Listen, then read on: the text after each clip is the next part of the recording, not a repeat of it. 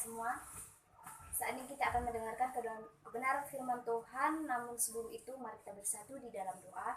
Bapa yang baik, Bapa yang bertahta dalam kerajaan surga, terima kasih ya Bapa buat pagi hari ini kami boleh ada di tempat ini. Bapa yang baik, pada saat ini ya Bapa, kami akan mendengarkan kebenaran firman-Mu. Berkati hamba-Mu yang akan menyampaikan, bahkan kami yang akan mendengarkan. Terima kasih Tuhan, haleluya, amin. Sekali lagi shalom.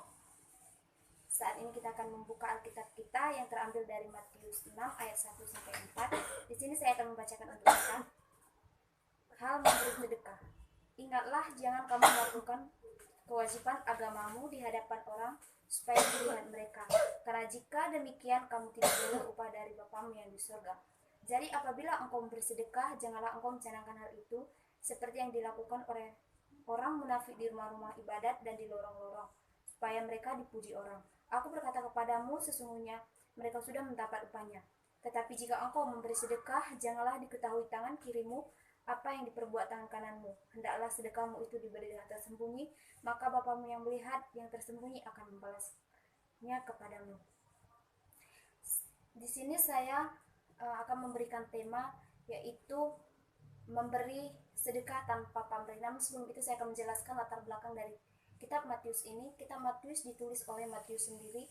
Tahun penulisannya yaitu tahun 60 sampai 65 Masehi. Tempat penulisannya di Palestina atau di Antioquia, Syria. Penerima Injil ini adalah orang-orang Yahudi yang bertobat. Nah, bagaimana ciri-ciri orang memberi sedekah tanpa pamrih menurut Matius 6 ayat 1 sampai 4? Yang pertama yaitu memberi dengan hati yang tulus, ayat 1 sampai 2.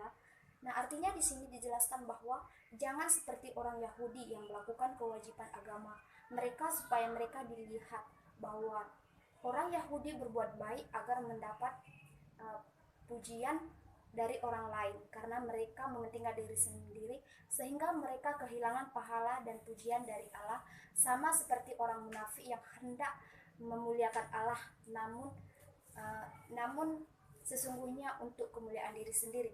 Nah, ilustrasinya di sini yaitu janda miskin yang memberikan persembahan secara tulus mendapat pujian dari Tuhan, bukan tentang besar kecilnya ia memberi, tetapi karena dengan ketulusan hatinya ia memberi sehingga ia mendapat pujian dari Allah.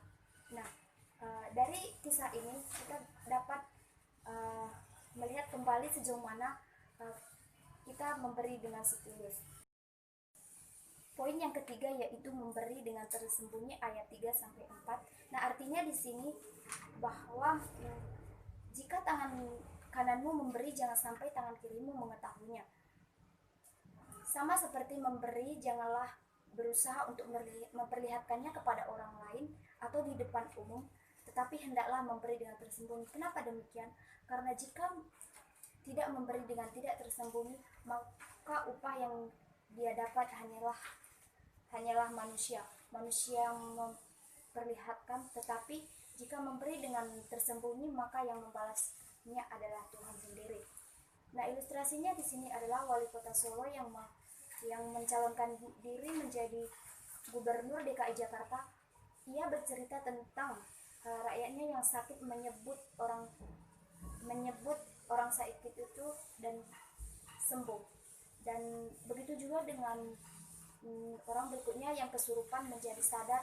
Dan ketika berbagi kisah itu, karena ia tidak mau karena ia meminta agar ia tidak mau dipublikasikan oleh orang lain, karena ia tahu bahwa tujuan dan arah hidupnya adalah untuk memimpin DKI Jakarta. Nah, karena ia mengasihi orang sakit itu dan memintanya untuk tidak dipublikasikan, itulah alasannya mengapa ia tidak mau memberitahukannya kepada orang lain. Nah, dari ilustrasi ini untuk kita di sini ialah marilah kita melakukan perbuatan yang baik, tidak perlu untuk mengungkit apa yang telah kita lakukan, tapi marilah kita untuk memperhatikan apa yang menjadi tujuan dan sasaran pemberian kita.